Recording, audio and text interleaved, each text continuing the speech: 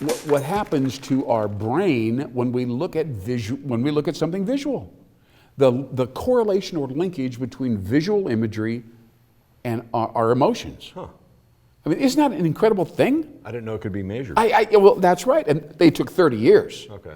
I mean, they really did, But the thing that kind of broke through, the bottom line on it, because it's complex, but the key is novelty and contrast. Okay.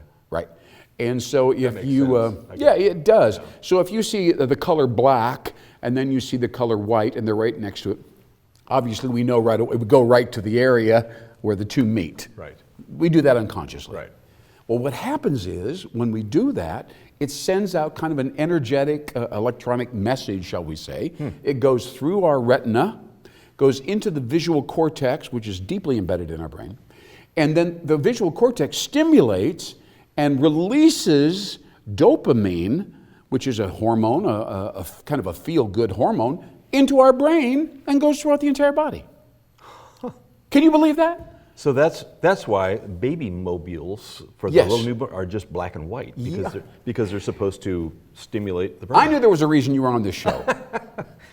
Yeah. I haven't seen one of those since my kids were little, but I mean, I remember that though. They were just black and white. Yeah. It's actually called, scientifically, it's called neuroaesthetics. Huh. So it's got a very precise, it's very cutting edge science. Wow. Yes. And neuroaesthetics is going to change architecture, design, interior design. I know this is people at home going, I don't believe that, right? Right. I spoke to a gentleman who's an expert in construction down at the Chamber of Commerce, and I told him this. He said, I don't believe it. Huh.